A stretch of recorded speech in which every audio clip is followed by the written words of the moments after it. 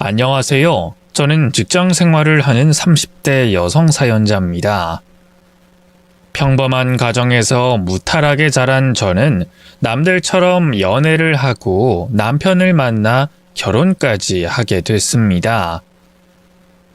밝고 사교적이었던 남편은 저를 사랑해주고 애교도 많은 다정한 남자였고, 저는 그런 남편이 좋았어요.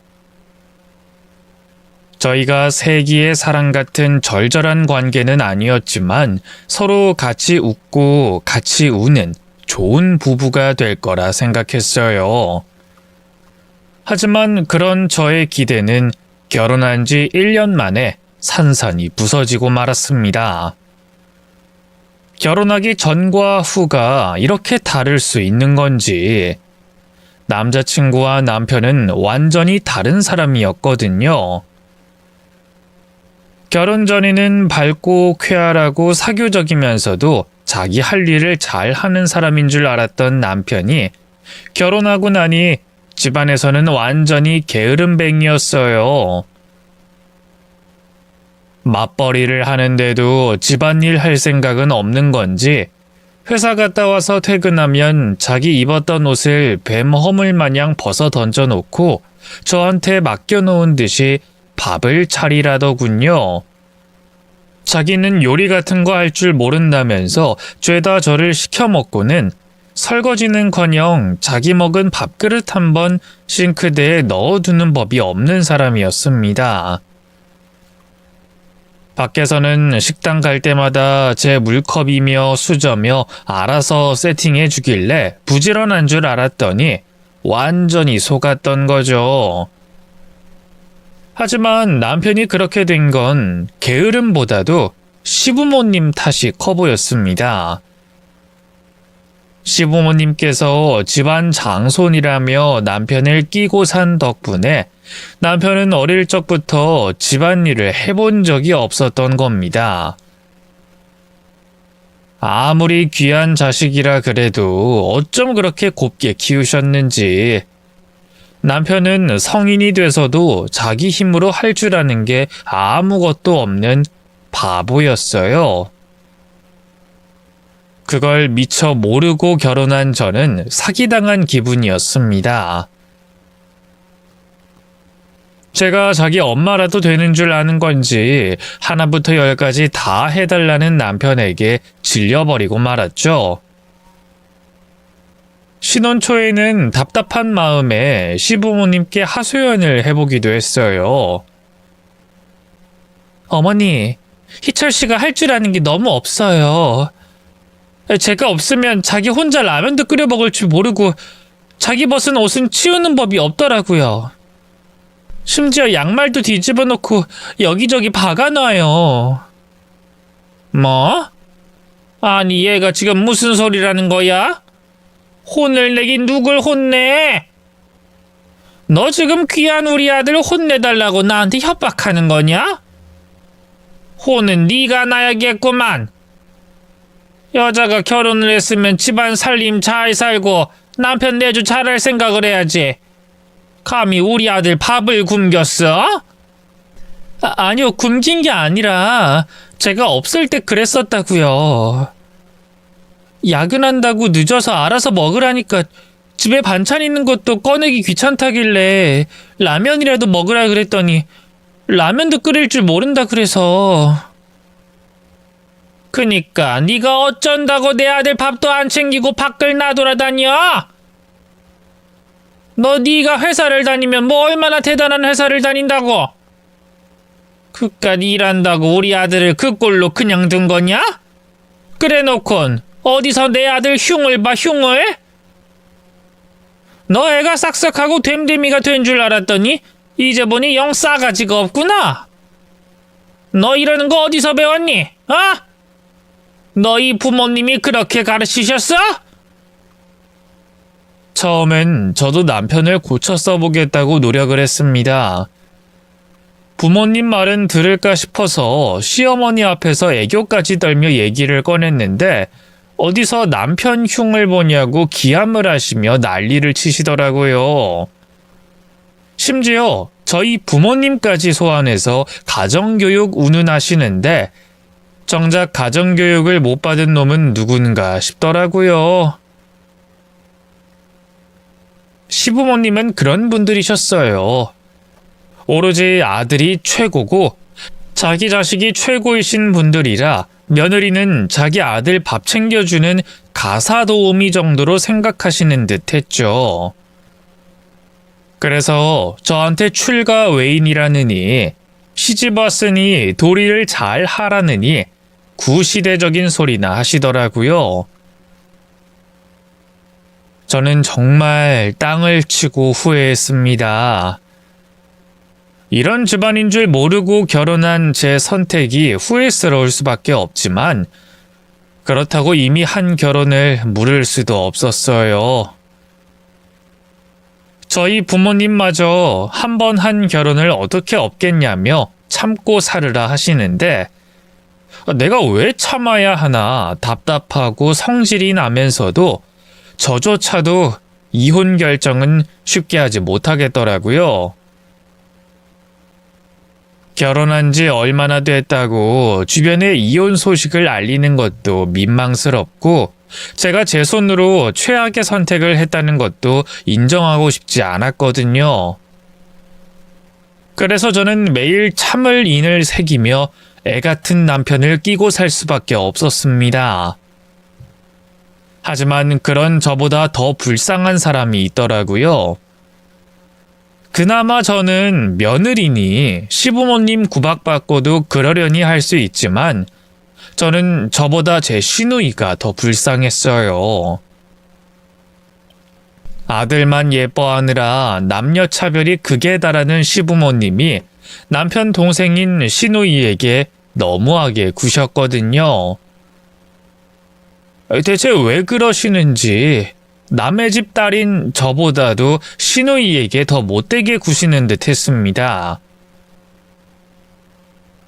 제가 있던 없던 구박은 당연하고 시댁에 다 모일 때는 시누이가 그 집 식모인 듯 부려먹기 바쁘셨어요. 심지어 남편이 밥 먹다가 물 달라는 소리를 하면 제가 반응하기도 전에 시누이가 손살같이 일어나서 물을 떠오더라고요.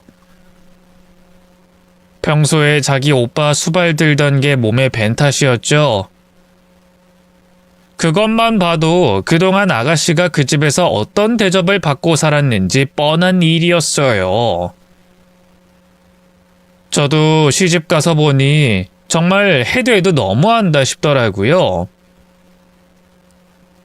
아가씨는 자기들 자식으로 생각하지 않는 건지 모든 일에서 아가씨는 뒷전이었습니다.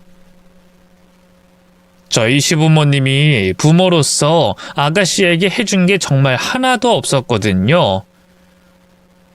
어릴 적부터 오빠 입던 헌옷이나 물려주고 용돈 한 번 준 적이 없어서 1시간 거리 학교를 매일 걸어 다녔다는데 아가씨의 그런 어릴 적 이야기를 듣다 보면 제가 다 눈물이 나올 정도였습니다.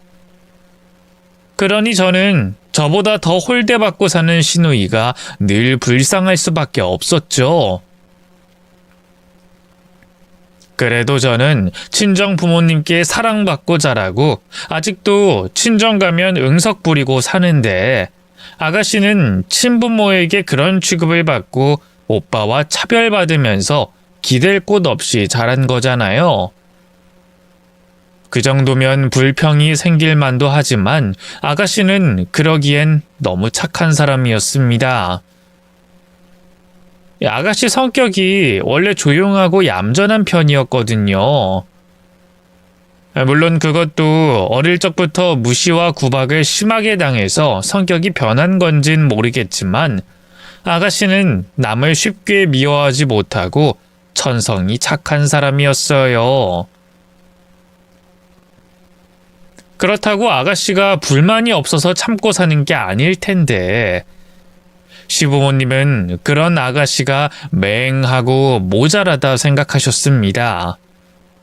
그래서 어릴 적에도 제 남편은 온갖 과외에 학원에 비싼 학습 기구들을 지원해 주시면서 아가씨에게는 책 한 권 사주지 않으셨다더라고요. 하지만 제가 본 아가씨는 생각도 깊고 똑똑한 사람이었어요. 머리 회전도 빠른 편이라 아마 학창시절에 지원만 제대로 받았더라면 좋은 대학 가서 잘 풀렸을 것 같더라고요. 하지만 딸 자식은 시집 가면 끝이라는 시부모님 때문에 아가씨는 마음 편히 공부도 하지 못하고 고등학교 졸업하자마자 일찍 취업을 해야 했습니다. 그리고 그때부터 아가씨 혼자 돈 벌었으며 경제적으로 완전히 부모님에게 독립했었죠. 학교 다닐 때도 용돈 한 푼 주지 않던 시부모님이었으니 더 바라는 것도 없었겠지만 착한 아가씨는 그렇게 힘들게 번 돈으로 시부모님과 오빠에게 용돈까지 드리곤 했었답니다. 제 남편은 그때까지도 철없이 용돈 타면서 살았다는데 정작 부모에게 받은 게 하나 없는 아가씨 혼자 자식돌이를 했던 거죠. 고졸이라 초봉이 많지도 않았을 텐데 자취하면서 부모님 용돈까지 챙겨드린 걸 보면 참 대단하다 싶었어요. 거기다 그렇게 열심히 일하는 와중에 퇴근하고서는 방통대까지 다니며 열심히 살았다고 하더라고요. 부모님 때문에 접어야 했던 학업에 대한 절실함 때문이겠죠. 그렇게 아가씨는 어려운 사정에도 고아처럼 열심히 살았는데 그에 비해 지원받을 거 다 받고 사랑받고 자란 남편은 온갖 과외와 학원에도 겨우 전문대에 들어가 취업마저도 부모님 지인 인맥으로 한 사람이었어요. 부모가 워낙 다 퍼주고 해주다 보니 간절함이 없어서 노력할 줄도 모르는 거죠. 이것도 할 말이 참 많은 게 남편이 연애할 때는 저한테 분명 자기가 명문대를 나왔다고 그랬거든요. 명문대를 나왔다는 사람이 작은 회사에 다니길래 취업이 잘 안 풀렸나 보다 생각했는데 알고 보니 명문대가 아니라 지방 캠퍼스였던 거예요. 전문대나 다름없는 삼류 학교를 나오고서는 저한테 꿀릴까봐 거짓말을 했던 겁니다. 그 사실을 나중에서야 알게 되고 속았다는 생각에 속이 뒤집혔는데 그렇다고 이제 와서 어쩌겠어요. 그래도 회사 생활 계속한 걸 보면 운이 좋아서 잘 풀린 거구나 싶었죠. 그런데 철없는 남편은 그마저도 힘들다며 매일 징징거리기 일쑤였습니다. 그래도 먹고 살려면 회사 다녀야지 어쩌겠냐며 퇴사하고 싶다는 남편을 뜯어 말렸지만 남편은 기어이 어느 날 퇴사를 해버렸습니다. 뭐든 거저해주던 자기 부모님 때문에 세상살이가 마냥 쉬워 보이는 건지 답 없는 행동을 한 거죠. 당신 늦은 거 아니야? 출근 안 해? 나 출근 안 해. 나 이제 회사 안 다녀. 그게 무슨 소리야? 회사를 안 다닌다니. 못 알아들었어? 나 이제 회사 안 다닌다고. 회사 그만뒀다고. 설마 당신 기어이 퇴사하는 거야? 대체 무슨 생각으로 그런 짓을 해? 우리 둘이 벌어서 겨우겨우 사는데 당신 그만두면 뭐 이제 나더러 혼자 벌으라고? 그동안 맞벌이 하면서 살림도 다 나한테 시키더니 이젠 돈도 나 혼자 벌으라는 거야? 야. 내가 그래도 가오가 있지 남자가 돼서 너한테 용돈 받으면서 살겠냐? 걱정하지 마. 아버지가 나 사업체 하나 차려주신대. 이번에도 역시나 시부모님이 문제였습니다. 30 넘은 자식이 힘들다는 이유로 회사를 관두고 싶다고 하면 철없는 자식을 혼내고 타이르셔야 할 텐데 자기 아들 고생시키는 게 싫으신지 오히려 시부모님께서 나서서 남편의 퇴사를 부추기셨더라고요. 그러면서 남 밑에서 일하지 말라고 사업을 시작하게 도와주신다는 겁니다. 그나마 시댁에 돈이 좀 있던 게 다행이라고 해야 할지 사업 자금은 시댁에서 대주셨지만 회사 생활도 힘들다는 사람이 무슨 사업을 한다는 건지 저는 저런 남편을 어떻게 믿고 사나 싶어 앞이 깜깜했어요. 아니나 다를까 준비된 것도 없이 명함부터 파고 사업을 시작한 남편은 영 사업 수완이 없어 보였습니다. 자기 사업을 하는 만큼 열심히 해야 할 텐데 대체 무슨 일을 하고 다니는 건지. 공사 다 망한 것에 비해 가져다주는 생활비는 턱없이 부족했어요. 그러면서 또 밖에서 친구들이랑 비싼 술은 잘 마시고 다니는 걸 보니 자기 돈 쓸 때는 시부모님이 주신 카드를 쓰고 다녔더라고요. 나이 처먹고 부모님 카드 쓰고 다니는 남편이나 다 큰 자식이 그러고 다니는 꼴을 그냥 두고 보시는 시부모님이나 다들 제정신은 아니다 싶었습니다. 그 와중에 시누이는 전셋집 전전하며 어렵게 사는 걸 보니 제가 다 미안하더라고요. 그렇게 아들만 싸고 놀던 시부모님은 저희 결혼 4년 차에 갑자기 병을 얻으시고는 두 분이 1년 간격으로 돌아가셨어요. 시부모님이 자식을 늦게 보셔서 저희 부모님보다 10살은 많으셨으니 죽음이 이상할 나이는 아니긴 했지만 그렇게 퍼준 아들한테 제대로 효도도 못 받고 돌아가셨다는 게 조금은 안타깝더라고요. 그리고 이렇게 일찍 가실 거면 저나 아가씨한테 잘 좀 해주시지. 왜 그렇게 모질게 구셨을까 싶었죠.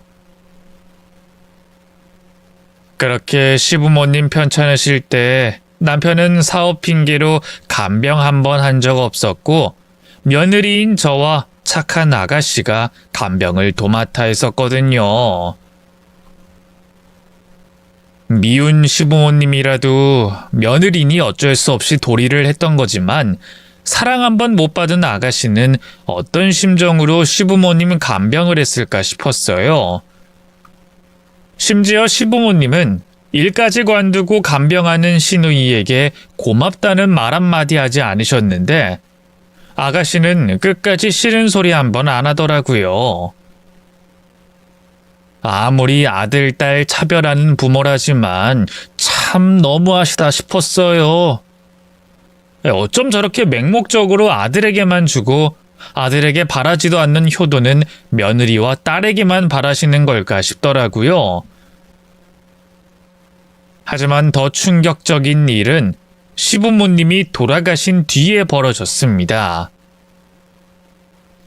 돌아가실 때까지 딸에게 도움받았던 시부모님이 유산을 제 남편 앞으로만 남기셨던 겁니다. 아버님이 먼저 돌아가시고 그 후가 걱정되신 시어머니가 돌아가시기 전에 유산 상속을 남편 앞으로 다 끝내셨더라고요. 어쩐지 사업은 안 되면서 명품 휘두르고 다니는 남편이 무슨 믿을 구석이 있어서 저러나 했더니 그게 전부 다 유산 때문이었던 겁니다. 딸인 아가씨에게는 한 푼도 남긴 게 없으셨으면서 어떻게 그런 무책임한 짓을 하시는지 놀랄 수밖에 없었어요. 그리고 저는 고생만 하고 끝까지 팽당한 아가씨가 너무나 안타까웠습니다. 하지만 착한 시누이는 그런 부모를 원망하지도 않았어요. 원래부터 자기 몫은 없었다며 오빠가 전 재산을 받은 것을 너무 당연하게 생각하더라고요. 아니 어떻게 이럴 수가 있대요? 아무리 아들, 딸 차별하셔도 유산은 나눠주셔야지. 요즘 같은 시대에 이게 맞는 거예요? 사실 저는 기대도 안 했었어요. 부모님이 워낙 오래전부터 두 분 재산은 오빠 거라고 말씀하셨어서 저는 당연히 그러실 줄 알았거든요. 그래서 20살 때부터 부모님 도움 없이 혼자 살았고 저는 그냥 제 목 바라본 적 없어요. 저도 이제 나이 먹을 만큼 먹었고 혼자 먹고 살 만큼 버는걸요. 얼마나 세뇌를 당했으면 당연하지 않은 일을 당연하게 생각하는지. 그런 아가씨가 가여웠지만 제가 할 수 있는 일은 없었습니다. 그렇다고 남편에게 유산을 뺏어서 아가씨에게 나눠줄 수도 없었고, 아가씨도 그냥 현실을 받아들이고 사는 듯 했으니까요. 그래서 저는 그렇게 욕심 없는 아가씨가 그럭저럭 잘 살길 바랬습니다. 어디서 좋은 남자라도 만나서 행복하길 바랬죠. 하지만 착한 아가씨에게는 그런 행복조차 바랄 수 없는 건지 불쌍한 시누이에게 또다시 시련이 찾아오고 말았어요. 아가씨가 말기암이라는 진단을 받게 됐던 거죠. 사실 전부터 아가씨가 위가 자꾸 아프다고 하긴 했었어요. 젊어서부터 스트레스성 위염을 달고 살았다더니 신경을 쓰면 위가 아팠나 보더라고요. 그러다 시부모님 간병을 하며 신경을 많이 썼는지 점점 상태가 안 좋아진 듯 보였습니다. 아가씨가 걱정됐던 저는 병원이라도 가보라 했지만 아가씨는 별일 아니라며 그냥 넘기는 듯 했어요. 아마도 돈이며 이런저런 게 걱정이었겠죠. 왠지 느낌이 이상했던 저는 남편에게 병원에 데려가 보라고 부탁했지만 남편은 귀찮은지 아가씨가 꾀병일 거라며 무시를 했고 결국 참다 못해 병원에 간 아가씨가 그제서야 상태를 알게 됐던 겁니다. 아가씨의 암 소식에 저는 너무 큰 충격을 받았는데 정작 남편은 동생 걱정이 되지 않는지 그 와중에 아가씨 보험 이야기를 꺼내더라고요. 아이씨, 이럴 줄 알았으면 보험이라도 들어놓는 건데 걔 돈 없다고 암보험 하나 없다더라. 아이, 진작 알았으면 사망보험금 좋은 걸로 하나 들어둘걸. 아쉽게 됐네. 당신 미쳤어? 아픈 사람 걱정은 안 하고 대체 무슨 소리 하는 거야? 당신은 아가씨가 죽을 거라고 생각하는 거야? 어디서 그런 끔찍한 소리를 하고 있어? 아니, 누가 죽는데? 그냥 상황이 이러니 아쉽다는 거지. 아, 농담이야, 농담. 나는 뭐 말도 못하냐? 괜히 난리야. 어떻게 그런 농담을 하는지 정말 끔찍한 인간이라 생각했는데 그래도 정말 농담은 농담이었던 건지 막상 아가씨가 치료를 시작하니 남편이 아가씨를 챙기더군요.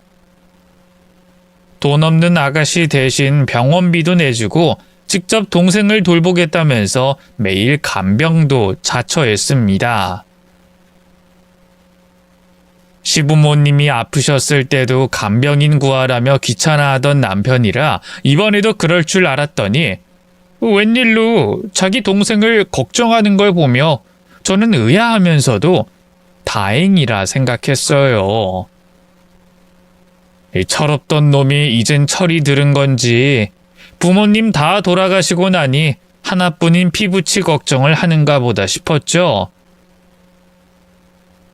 저 역시 아가씨 걱정이 됐지만 회사 생활을 하며 야근마저 잦았던 저는 아가씨를 잘 챙길 수가 없었습니다. 맘 같아서는 매일 들여다보고 싶었지만 저는 어쩔 수 없이 남편이 동생을 잘 보살필 거라 믿으며 마음으로 아가씨의 완치를 기도해줬어요. 불쌍한 아가씨의 처지를 잘 알아서 그런지 저는 아가씨를 정말 제 동생처럼 생각하고 있었거든요.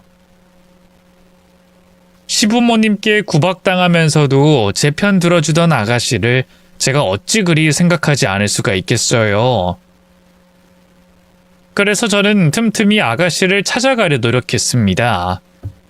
그런데 어느 날 아가씨를 찾았더니 상태가 너무 안 좋아져 있더라고요. 아가씨, 상태가 왜 그래요? 많이 안 좋은 거예요? 새언니 왔어요? 아니, 이게 다 뭐예요? 왜 이렇게 상태가 나빠진 거예요? 분명 저번까지만 해도 괜찮았잖아요. 글쎄요.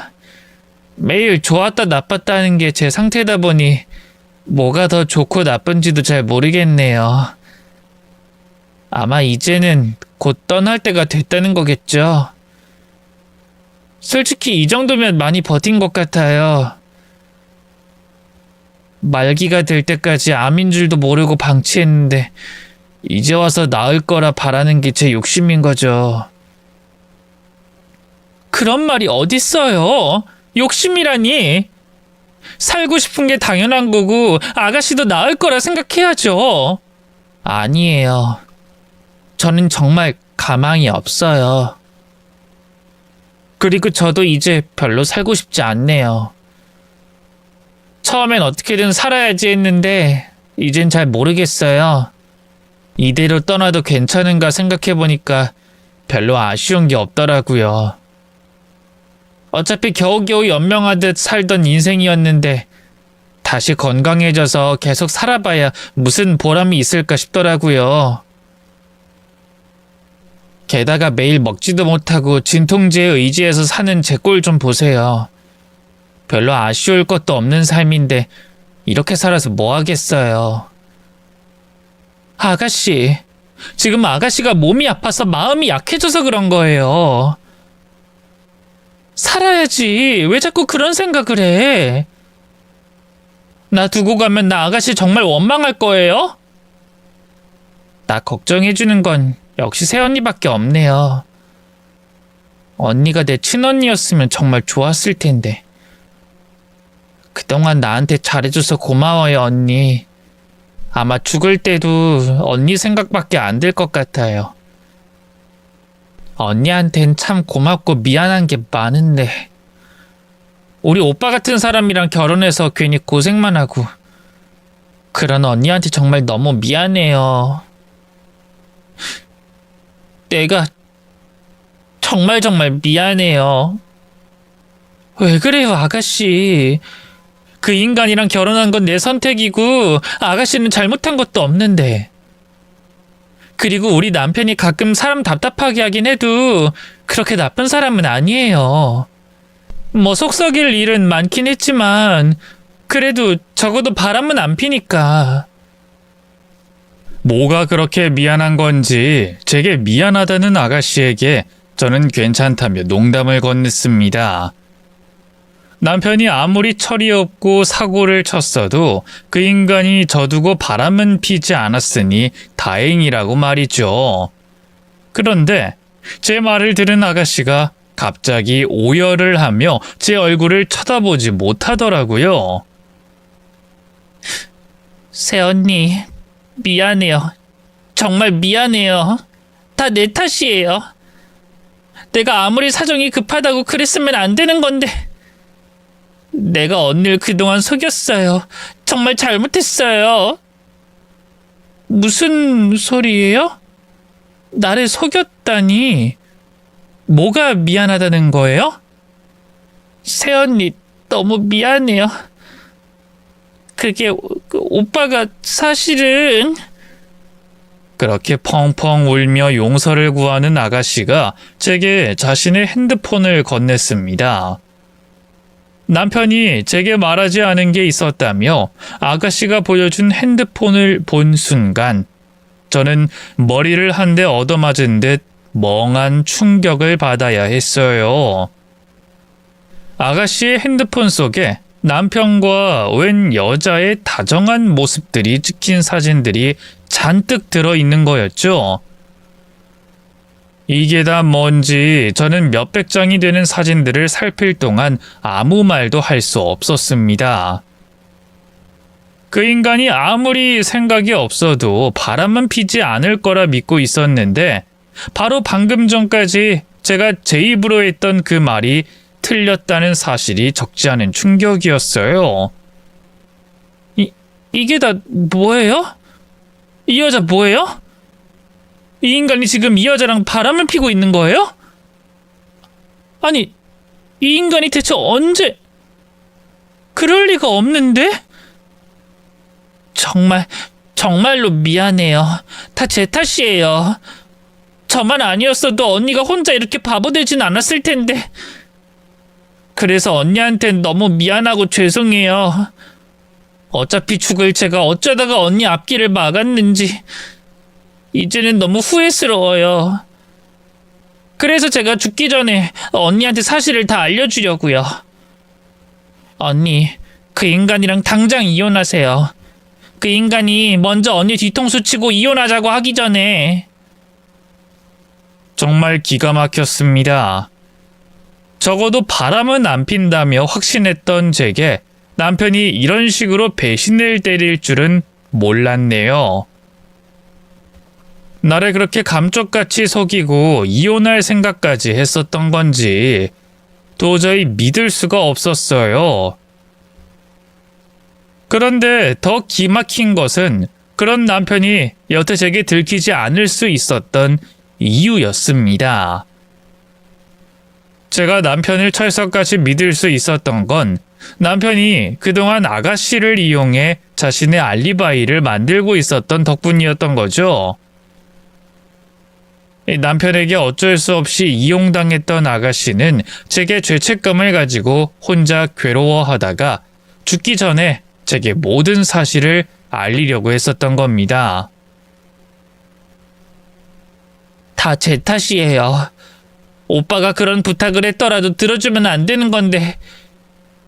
변명 같지만 그땐 저도 다른 방법이 없었어요.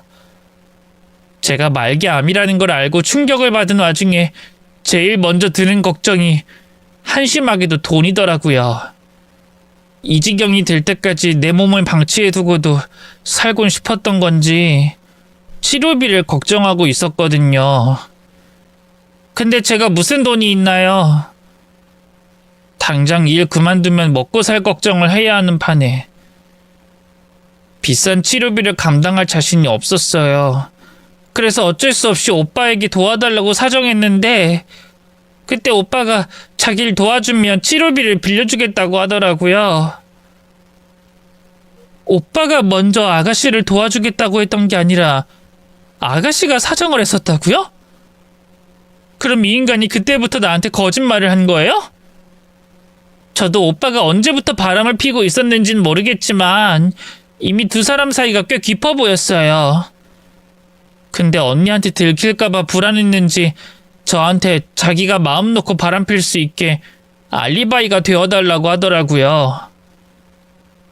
자기가 바람 피는 동안 저랑 같이 있었다고 새언니한테 말해달라는 거죠. 언니한테 하면 안 될 짓이라는 건 알고 있었지만 정말 어쩔 수가 없었어요. 그땐 너무 살고 싶었고 그 병원비가 절실했거든요. 그럼 그동안 그 인간이 아가씨 간병하겠다고 한 게 다 거짓말이었겠네요? 거의 매일같이 병원 다녀온다고 그러는 동안 그 인간이 여길 찾아오긴 했었어요? 거의 없죠. 미안해요, 정말. 그런 거짓말에 동참해서. 내가 진짜 언니를 생각하면 그러면 안 되는 건데 지금은 진짜 후회하고 있어요. 내 목숨 뭐가 그렇게 아쉽다고 내가 그런 일에 동조한 건지 정말로 후회스러워요. 그래서 더 늦기 전에 알려야겠다 싶었어요. 언니, 정말 미안해요. 나 용서하지 말아요. 그걸 왜 아가씨가 미안해해요? 아가씨가 잘못한 게 아니라 그 인간이 잘못한 거잖아요. 아니에요. 그런 일에 가담해서 언니 속인 건 사실인걸요. 내가 이기적으로 내 생각만 해서 그런 거예요. 언니는 나한테 그렇게 잘해줬는데 내가 어떻게 언니한테 그랬을까요? 아가씨는 어쩔 수 없었던 거예요. 사람이 자기 목숨보다 중요한 게 뭐가 있겠어요? 그럼 그 상황에 오빠 편 안 들고 어쩔 건데요? 치료비도 없이 치료도 못 받고 그냥 그렇게 죽고 싶었던 거예요? 난 아가씨 탓 안 할 거예요. 그게 아가씨 잘못이라는 생각도 안 들고. 그리고 이제라도 말해줘서 정말 고마워요. 큰 용기가 필요했을 텐데 아가씨는 정말 좋은 사람이에요. 그동안 제가 바보였습니다. 그 인간 말을 어떻게 그렇게 믿었는지. 어쩐지 아가씨 아프다는 소식에 걱정보다 보험금 생각 먼저 하던 인간이 갑자기 왜 아가씨를 그리 챙기나 싶었네요. 조금만 생각해보면 이상한 점을 느낄 수도 있었을 텐데 그때는 그놈도 사람이라 생각해서 저런 착각을 했나 봅니다. 아무리 철부지 아나무인이라도 자기 동생을 하나 남은 핏줄을 걱정할 거라고 믿었던 거죠. 설마 남편이 자기가 편히 바람피기 위해 아픈 동생을 이용할 거라고 생각하지 못한 것과 그런 줄도 모르고 남편에게 아가씨를 믿고 맡겼던 것이 너무나 후회스러웠습니다. 부모에게 사랑받지도 못하고 평생을 자신의 그늘 뒤에서 이용만 당했을 동생이 불쌍하지도 않은 건지 그런 동생을 끝까지 이용하려고만 한 금수만도 못한 남편에게 치가 떨렸습니다. 그래서 저는 가여운 아가씨를 생각해서라도 꼭 남편에게 복수를 해야겠다 싶었죠. 제가 이혼하면 아가씨는 남편밖에 의지할 사람이 없을 텐데 그 전에 아가씨를 구제해주고 싶었어요. 제가 남편과 이혼하며 재산 분할을 받아내서 그 돈을 아가씨에게 다 주고 싶은 생각까지 하고 있었죠.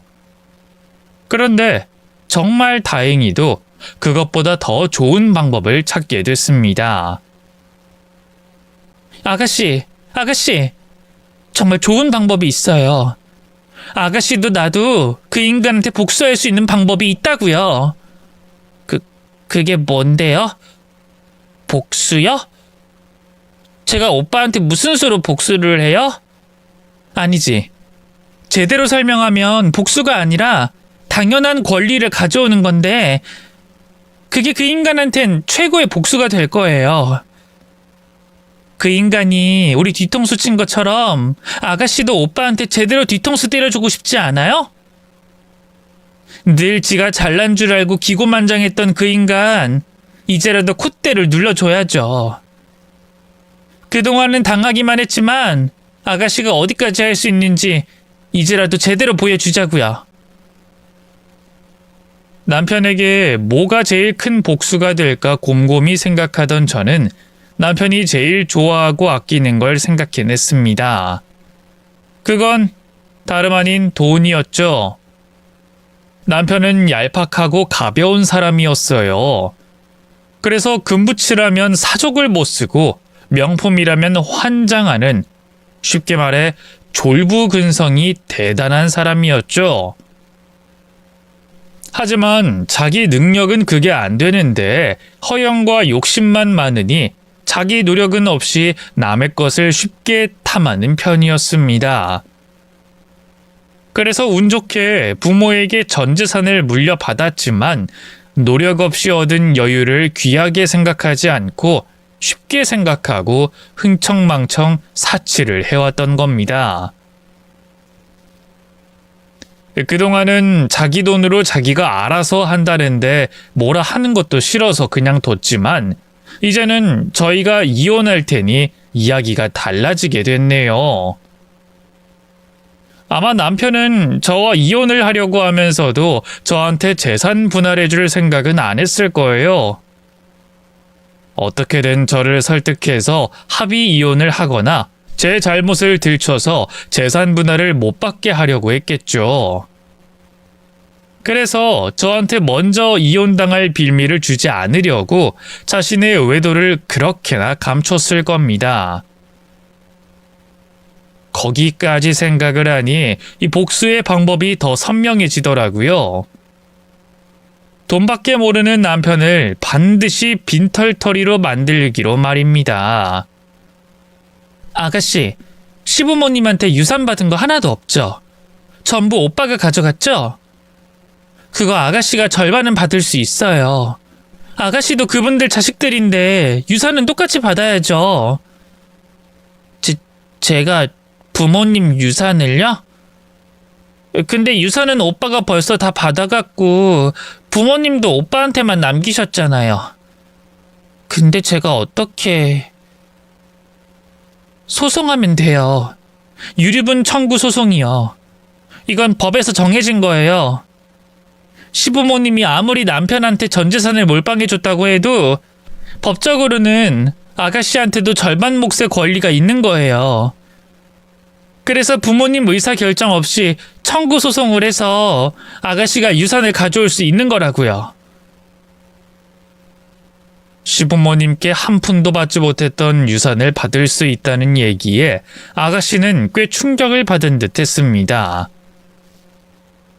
하긴 30여 년 살면서 부모에게 인정받지도 못하고 늘 오빠에게 양보하고 뺏기는 걸 당연하게 생각하며 살아왔는데 자신의 몫을 나라에서 인정해준다니 충격이 될 수밖에 없겠죠. 아가씨는 그 방법을 진작 알았다면 치료비 걱정도 안 했을 텐데 하며 또 눈물을 보이더라고요. 저도 그걸 이제서야 알았다는 게 후회스럽지만 어떻게든 방법을 찾아서 다행이라 생각하기로 했어요. 그래서 저는 아가씨를 설득해서 남편에게 유류분 청구 소송을 걸기로 했습니다. 제가 어떻게든 도와줄 테니까 아가씨 소송 시작해요. 그럼 아가씨가 남편한테 절반 몫의 유산을 받아가고 거기서 나머지 절반은 제가 남편과 이혼 소송하면서 가져오고요. 그럼 결국 남편의 재산은 지금의 4분의 1이 되겠죠? 거기다 저는 위자료 청구 소송할 거고 상간녀 소송도 할 거예요. 그럼 아마 그때쯤 그 인간은 거의 개털이 될 거예요. 그 인간 성격이 어떤지 아가씨도 잘 알잖아요. 허세만 가득해서 남들한테 보여주기 좋아하는데 그렇게 흥청망청 쓰던 인간이 갑자기 소비 패턴을 줄이는 게 쉽겠어요? 그럼 없는 재산에서 평소처럼 쓰다가 금방 깡통 되겠죠. 제 계획을 신우에게 공유하자 신우는 눈을 반짝이며 무조건 제 결정에 따르겠다고 했습니다. 평생을 오빠기에 눌려 살며 반항할 생각 한번 못 해봤을 신우이는 이게 유일한 기회라고 생각했을 거예요.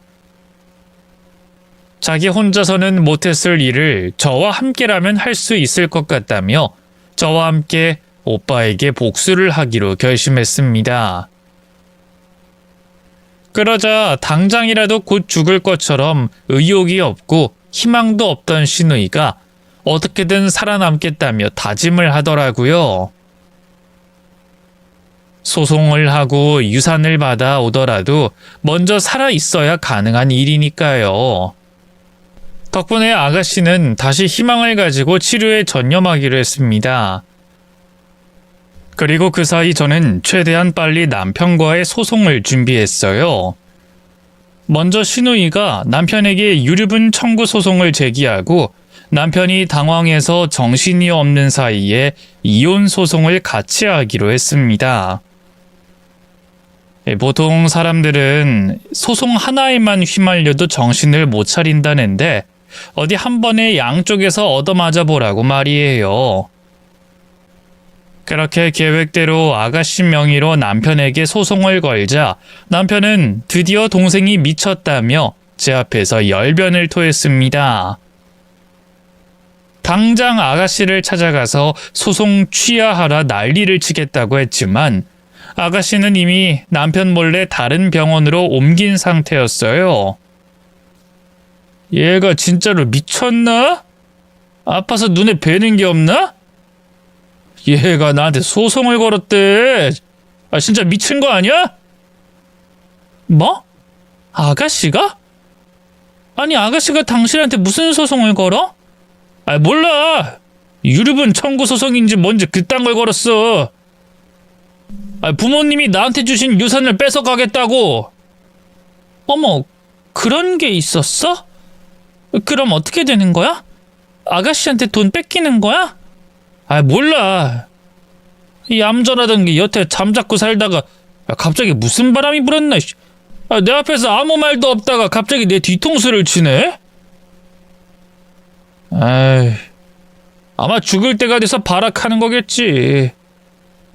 세상에, 아가씨 얌전한 줄 알았더니 무섭네. 아, 무섭긴 뭐가 무서워. 그냥 객기 부리는 거야. 아, 내가 겨우 그딴 애한테 당할 것 같아? 아, 그러다가 소송에서 져서 유산 뺏기면 어쩌려고.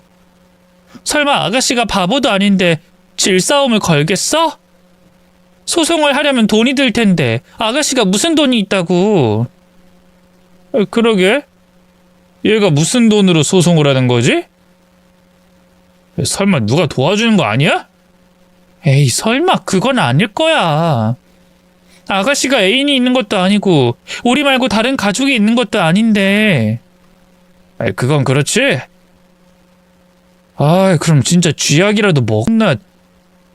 아무튼 당신도 얘 어디로 갔는지 모르지? 혹시 걔한테 연락 오면 바로 나한테 말해야 해. 역시나 남편은 아무것도 모르고 있었습니다. 아가씨가 갑자기 무슨 심경의 변화로 자신에게 소송을 거는지 짐작도 하지 못했고, 제가 그런 아가씨의 뒤를 봐주고 있을 거라는 생각도 하지 못했어요. 아마 그게 남편의 가장 큰 패착이었을 겁니다. 자기 말고 주변 사람은 다 졸로 보는 사람이라 자기가 무시하던 시누이와 자기가 속이고 있는 제가 자기를 먼저 칠 줄은 상상도 못하고 있겠죠. 그러니 남편은 누가 자기 목을 죄는지도 모르는 사이에 서서히 당하고 말 겁니다. 그 생각을 하니 어찌나 설레고 짜릿한지 저는 서둘러 다음 계획을 준비했어요. 다행히도 아가씨는 유류분 청구 소송에서 승소를 할 수 있었습니다. 그것도 저희 예상보다도 한참 일찍 말이죠. 쉽지 않은 소송이라 1년이나 걸릴 줄 알았는데 아무래도 법원에서 저희 아가씨의 사정을 딱하게 보셨던 모양이에요. 말기암으로 연명 치료를 받는 사람이 죽기 전 마지막 소원이라며 재산 청구 소송을 했으니 인간이라면 그런 약자의 안타까운 사연을 그냥 모른 척 하실 순 없으셨겠죠. 아니나 다를까 판사님께서는 유선을 독식한 남편이 아가씨의 치료비를 빌미로 협박까지 한 것을 알고는 시급한 사안이라며 시누이의 편을 들어주셨습니다.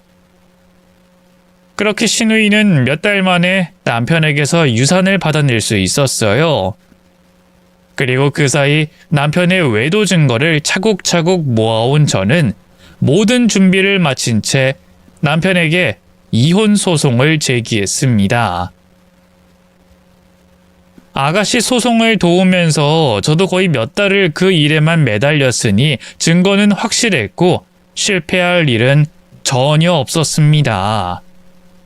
그러니 이제 시간 싸움일 뿐 제가 남편에게 져줄 일은 없었어요.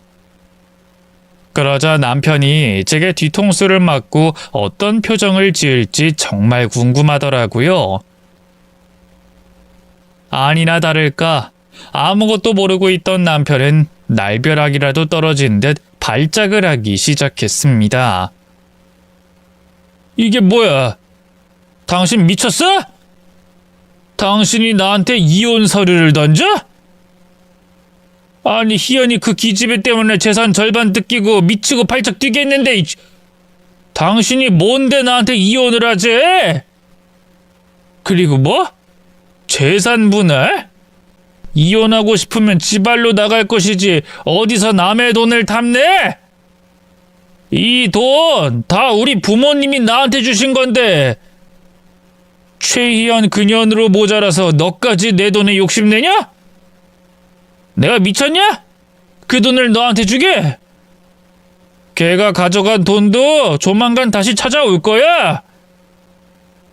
주고 싶다고 주고 주기 싫다고 안 주고 그게 되나? 당신이 선택할 수 있는 일은 아무것도 없어. 당신은 무조건 나한테 재산 분할 해줘야 해. 내가 왜? 내가 너한테 피 같은 돈을 왜 줘? 너 우리 부모님 유산 노리고 이러는 모양인데 너 뭐 잘못 알고 있는 거야. 이혼할 때 상속재산은 분할 안 해도 되거든? 글쎄, 하나만 알고 둘은 모르는 건 당신인 것 같은데? 당신 부모님이 주신 그 재산, 나도 받을 수 있어. 왜냐고? 내가 당신 유산 상속에 기여를 했으니까. 그게 뭔 헛소리야? 당신이 우리 부모님 유산에 무슨 기여를 했는데? 당신 기억 안 나? 내가 당신이랑 살면서 시부모님을 좀 열심히 모셨어. 맨날 명절마다 그 집 종처럼 일하고, 심지어 시부모님 아프셨을 때 당신 대신 간병했잖아. 야! 그건 네가 며느리로서 당연히 해야 할 일이었고 그런 걸 가지고 이제 와서 생색내는 거냐? 생색내는 게 아니라 법으로 그게 인정이 된다는 거야. 내가 너보다 네 부모 열심히 모셨는데 그 정도면 내가 그 유산 받을 수 있는 거 아니니? 그리고 네가 번 돈이라곤 쥐뿔없고 가진 재산은 유산뿐인데 그럼 나랑 이혼하면서 한 푼도 안 주려고 그랬냐? 이거 완전 쓰레기 아니야?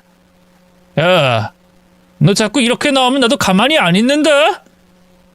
네가 뭘 몰라서 이러는가 본데 이혼이라는 게 하고 싶다고 다 할 수 있고 우긴다고 다 되는 게 아니야. 네가 뭔 구실로 이혼을 하려고? 내가 잘못한 게 뭔데? 역시나 남편은 제가 자신의 불륜 사실을 아직 모르고 있다고 생각하는지 자기가 뭘 잘못했냐며 이혼을 못 해주겠다고 우겼습니다. 정말 나를 끝까지 바보로 아는 건지 뻔한 그 인간의 태도가 기막혔어요. 아, 내가 이 얘기를 아직 안 했구나. 이혼 사유야 워낙 많지만 제일 큰 건 역시 불륜이지? 원래도 당신 같은 무능하고 개념 없는 남편이랑 같이 사는 게 참 곤욕이었는데 그런 놈이 바람까지 피는 걸 내가 어떻게 참니? 뭐? 그게 무슨 소리야? 불륜이라니? 내가 언제? 다 알고 있으니까 거짓말해서 괜히 서로 힘 빼지 말자. 증거 있냐? 증거 있어?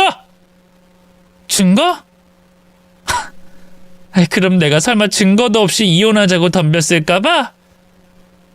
당신 나를 너무 무시하는데 나 당신이 생각하는 것처럼 멍청한 여자 아니야. 물론 너 같은 놈을 고른 거 보면 나도 별로 똑똑한 건 아닌 것 같지만 그거에 내가 순진해서 너한테 속은 거고. 아무튼 증거야 차고 넘치니까 걱정하지 말고 정 궁금하면 법원에서 봐봐. 니들이 무슨 짓 했는지 내가 아주 높은 해상도로 뽑아서 증거 제출할 거니까. 아휴, 어찌나 열정적인지.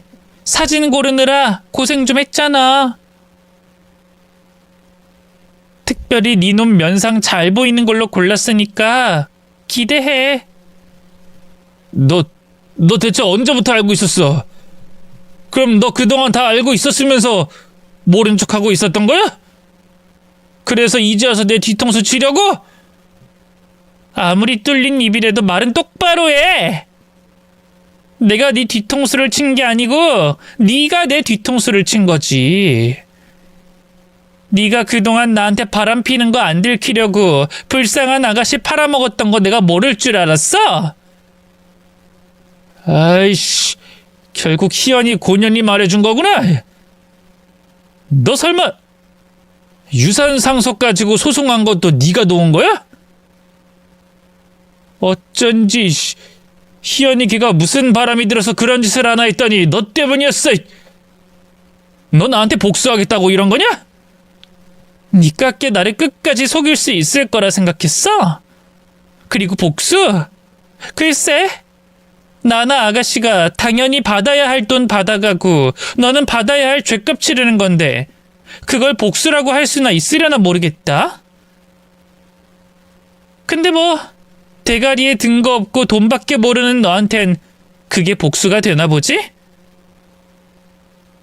그래, 이렇게 난리 피는 네 반응 보니까 나는 보람 있네. 아마 너는 금방 개털될 거야. 이것들이 지금 쌍으로 사람을 가지고 놀아, 이씨. 야! 너 내가 이렇게 호락호락하게 당할 거라 생각해? 니들은 나한테 잽도 안 돼. 너나 최희연이나 내가 가만 안 둘 거니까 어디 해보려면 해봐라! 남편은 제게 당했다는 생각 때문인지 분에 못 이긴 채로 제게 협박을 하며 큰 소리를 뻥뻥 쳐댔지만 남편의 큰 소리는 오래 갈 수 없었습니다. 그 인간이 그리 똑똑한 인간도 아니고 복수를 위해 칼을 갈아온 저한테 당해낼 수는 없었거든요. 자기는 뭐가 억울한지 비싼 변호사 사서 이길 거라고 난리를 피는 것 같았는데 그마저도 중간에 또 사건이 있는 바람에 제대로 할 수 없었어요. 제가 남편에게 이혼 소송과 위자료 소송을 하는 것으로 모자라 남편의 상간녀에게도 위자료 청구 소송을 하는 바람에 그 집 남편까지 두 사람의 불륜을 알고 뒤집어졌거든요. 그 집 남편은 돈 꽤나 있어서 젊은 여자랑 사는 능력 좋은 사업가라는데 어린 마누라가 자기 카드 쓰고 다니면서 뒤로는 바람을 핀 걸 알았으니 얼마나 열이 받았겠어요. 뭐 저야 힘도 없고 돈도 없으니 복수할 수 있는 방법이 남편의 재산을 빼앗는 것뿐이지만 그쪽 남편은 남는 게 돈뿐이니 돈으로 해결을 보려고 했나 보더라고요. 그래서 그 남편이 깽값이나 고소장 걱정 안 하고 저희 남편을 찾아가서 호되게 두드려 패버린 겁니다. 남편 사무실로 용역 깡패들을 우르르 끌고 가서는 잘못했다고 싹싹 빌 때까지 사람을 거의 반 곤죽을 만들어 놨더라고요. 온몸에 붕대 칭칭 감고 병원에 누워있는 남편의 꼴을 보니 어찌나 통쾌한지. 안 그래도 남편을 흠씬 두들겨주고 싶었던 저는 덕분에 손 안 대고 코푼 셈이 됐네요. 그러게 무슨 자신감으로 남의 마누라랑 바람을 핀 건지. 아무래도 저 인간은 멍청한 짓거리 때문에 제 명대로는 못 살겠구나 싶었습니다.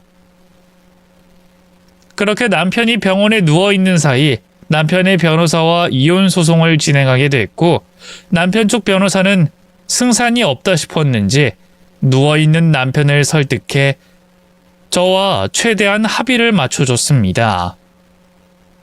남편은 피눈물을 흘려야 했지만 덕분에 저는 몇 달 만에 남편과 무사히 이혼할 수 있었어요. 그렇게 무사히 재산 분할에 위자료까지 받아내고서야 그 인간과 완전히 남남이 됐네요. 이 순간을 얼마나 기다려왔는지 그렇게 속이 시원할 수가 없었어요. 하지만 좋은 소식은 그것뿐만이 아니었어요. 아가씨의 병세가 나아져 갔던 것이었죠. 더딘 치료와 극심한 고통에 일찍 희망을 놓아버렸던 아가씨가 남편에게 복수를 계획하며 살 의욕이 생긴다며 정말 열심히 치료를 받았거든요. 힘내서 치료받기 위해 토하면서도 잘 챙겨 먹고 잘 걷고 눈물겹게 노력했습니다. 그리고 그렇게 노력한 것이 통했는지 아가씨는 기적 같은 회복을 보였죠. 언니, 나 살 수 있대요. 결과가 너무 좋대요. 나 정말 살 수 있나 봐요, 언니. 거 봐요. 아가씨는 꼭 할 수 있을 거라고 했잖아요. 아가씨는 반드시 살아날 거라니까요. 이젠 유산도 받았고 돈 걱정할 일도 없으니 앞으로는 그동안 누리지 못했던 인생 누려봐야죠. 그러니까 꼭 건강해져요, 아가씨. 그때까지 내가 응원할게요. 이게 다 언니 덕분이에요. 언니가 아니었으면 저는 복수는커녕 오빠한테 이용만 당하고 죽었을 텐데. 나한테 새 인생과 새 생명을 준 언니는 제 은인이에요. 그러니까 꼭 살아서 언니한테 평생 은혜 갚으면서 살게요. 원래 당연히 가져야 했던 것을 이제야 겨우 찾았으면서도 아가씨는 그게 다 제 덕이라며 제게 고마워했습니다. 어쩜 그리 착한 사람이 있는지 저는 끝까지 아가씨의 행복을 응원할 수밖에 없었어요. 그리고 1년 후 아가씨는 약속대로 건강해진 모습으로 병원을 퇴원할 수 있었습니다. 완전히 완치 판정을 받으려면 몇 년간 추적 관찰을 해야 하지만 수술도 치료도 너무나 잘 된 덕분에 사실상 완치가 확실했어요. 많이 힘들었을 텐데 끝까지 버텨준 아가씨가 대단하고 고마웠던 저는 아가씨의 퇴원 선물로 같이 제주도로 여행을 가기로 했습니다. 언니, 저 여행 온 거 이번이 처음인 거 알아요? 늘 혼자 아등바등 쫓기듯이 살아서 여행 같은 건 생각도 못 해봤었거든요. 그래서 비행기 탄 것도 처음이고 이 모든 게 너무 새로워요. 이러고 있으니까 그동안 내가 참 바보같이 살았구나 싶네요. 이제 누가 뭐라 할 사람 없으니까 너 하고 싶은 대로 하고 살아. 나도 전에는 이혼녀 꼬리표가 무서워서 거지 같은 남편 참고 꾸역꾸역 살았는데 이혼하고 보니까 그게 다 부질 없었다 싶더라. 진짜 날 위한 삶이 뭔지 이제야 안 거지. 맞아요. 꼭 그렇게 살지 않았어도 됐는데 뭐 때문에 그렇게 참고만 살았을까요? 그래서 저도 이제 제가 하고 싶은 대로 살래요. 억울하고 한맺힌 게 많았을 신우이는 이제 다시는 예전처럼 살지 않겠다며 굳게 다짐했고 그 뒤 새로운 꿈을 찾기 위해 세계 일주를 떠나게 됐습니다. 그렇게 신우이는 더 넓은 세상으로 향하며 주체적으로 삶을 누려가게 됐고 저는 그런 신우이를 응원하며 그 뒤로도 저희는 친자매처럼 잘 지내고 있어요. 어쩌다 실패한 결혼으로 이혼이라는 아픔을 겪게 됐지만 아가씨 같은 좋은 동생을 얻게 되어 다행이라 생각합니다. 그럼 앞으로 저희들의 꽃길을 축복해 주시길 바라며 제 이야기는 여기서 마치겠습니다. 감사합니다.